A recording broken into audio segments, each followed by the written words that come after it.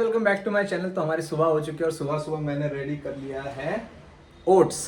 आज हम ओट्स खाएंगे। थोड़ा सा अटरी बटरी डिलीशियस अमूल।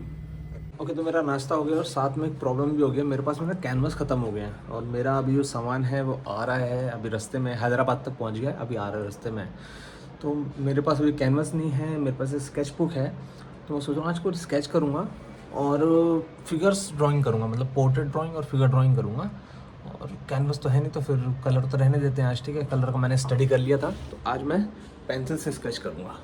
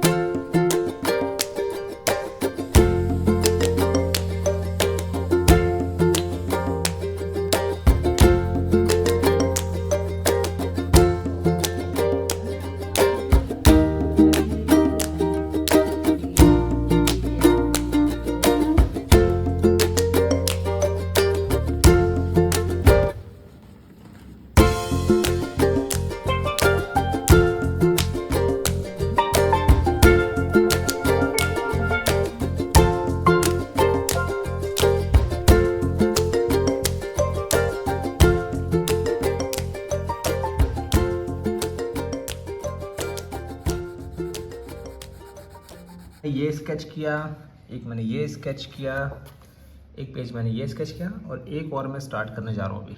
तो आज ना मैं सिर्फ स्केचिंग कर रहा हूँ और इसके लिए जो मैं यूज़ कर रहा हूँ ये है हमारी स्टेडलर की ब्लैक लूमोग्राफ पेंसिल। आप कोई भी पेंसिल यूज़ कर सकते हो वैसे स्केचिंग के लिए, ऐसा कुछ स्पेसिफिक नहीं है। किसी भी चीज़ से, किसी भी मीडियम से, किसी भी पेपर पे कुछ भी स्केच कर सकते हो। ये जो मेरी स्केच बुक है मैं दिखाता हूँ आपको, एक सेकेंड। ये डोम्स की स्केच बुक है, ठीक है, डोम्स की है।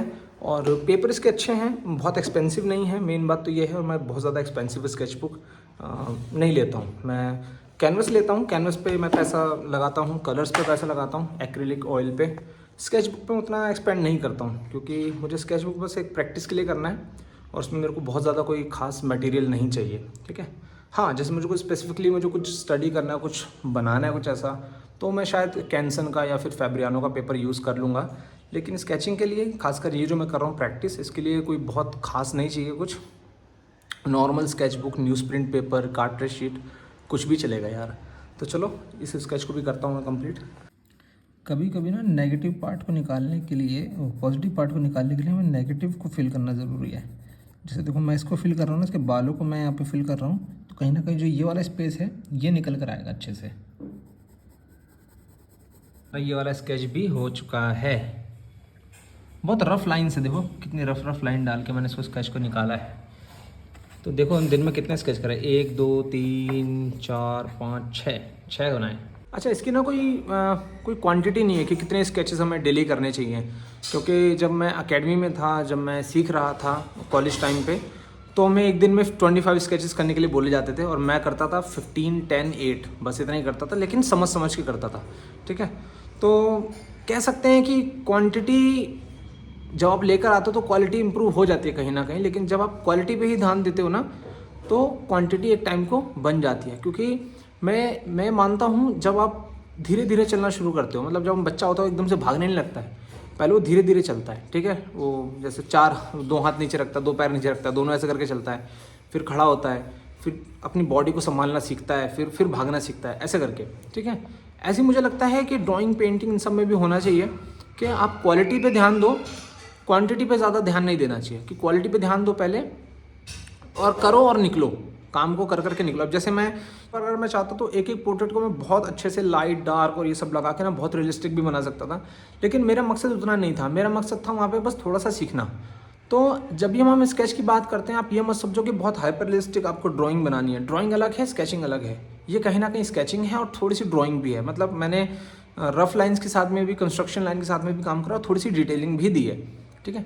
तो स्केचेस की कोई अपनी एक डेफिनेशन नहीं है, लोग अलग अलग तरीके की स्केचिंग होती है। जैसे मैंने ये करा, ये भी एक स्केचिंग है। इसके बारे में आपसे बाद में बात करूँगा, पहले भी कर चुका हूँ, आगे और करूँगा, ठीक है। तो आज मेरी पहली क्लास है एक्रेलिक क्रिएटिव पेंटिंग कोर्स की, जो कि मई के महीने में स्टार्ट होने वाला था। तो आज फर्स्ट क्लास है, तो अभी मेरे को निकलना है क्लास के लिए, उसके बाद देखते हैं क्या करना है। ऑलराइट, तो हमारी जो पहली क्लास है वो आज अभी कंप्लीट हो चुकी है और बहुत अच्छा लगा। बहुत सारे नए स्टूडेंट्स आए थे और मेरे जो पुराने स्टूडेंट्स हैं वो भी आए, तो बहुत अच्छा एक एक्सपीरियंस था। अच्छा, एक बात बड़ी अच्छी आज मैंने डिस्कस करी उन लोगों के साथ में कि जो पेंटिंग है ना, वो एक एसेट्स की तरह काम करती है। कि आप जो पेंटिंग बनाते हो वो समय के हिसाब से जो उसकी जो वैल्यू है वो कहीं ना कहीं मल्टीप्लाई होती है, ठीक है। और मेरे साथ ये एक्सपीरियंस हुआ है। ऐसी बहुत सारी पेंटिंग्स हैं जो मैंने बहुत पहले बनाई थी, वो आज उनकी जो कीमत, उनकी जो वैल्यू है कहीं ना कहीं बढ़ चुकी है। तो पेंटिंग को करना और पेंटिंग को संभाल के रखना ये बहुत इंपॉर्टेंट है। मैंने पहले ही बताया था, क्योंकि पेंटिंग को कर तो लेते हैं, उसको संभालने के नाम पे हम लोग कहीं ना कहीं थोड़ा सा जो है लापरवाह हो जाते हैं। तो लापरवाह बिल्कुल नहीं होना है। पेंटिंग को करना जितना इंपॉर्टेंट है, उसको संभाल के रखना उतना ही ज़्यादा इंपॉर्टेंट है, ठीक है। तो कभी भी उसमें कंजूसी नहीं होनी चाहिए। और मैं अगर आपको एक तरीका बताऊँ तो जो बबल रैप होता है ना, आप अपनी पेंटिंग को बबल रैप करो और उस पेंटिंग को संभाल के रखो, लेकिन संभाल के भी ऐसी जगह पे रखो जहाँ पे मॉइस्चर ना हो। अगर आप किसी वॉल के ऊपर लगाते हो या फिर आप कहीं भी किसी कवर्ड में रखते हो तो वहाँ पे मॉइस्चर नहीं होना चाहिए, अदरवाइज़ वो सिलन आ जाती पेंटिंग में। मेरी कुछ पेंटिंग्स हैं जो ख़राब हुई थी ऐसे, ठीक है। तो इस चीज़ का थोड़ा सा ध्यान रखना बहुत इंपॉर्टेंट चीज़ है ये, और मुझे लगता है कि आपको आगे बहुत काम आने वाली है। आज के लिए बस इतना ही, मिलते हैं नेक्स्ट वीडियो में। Thank you so much for watching and bye.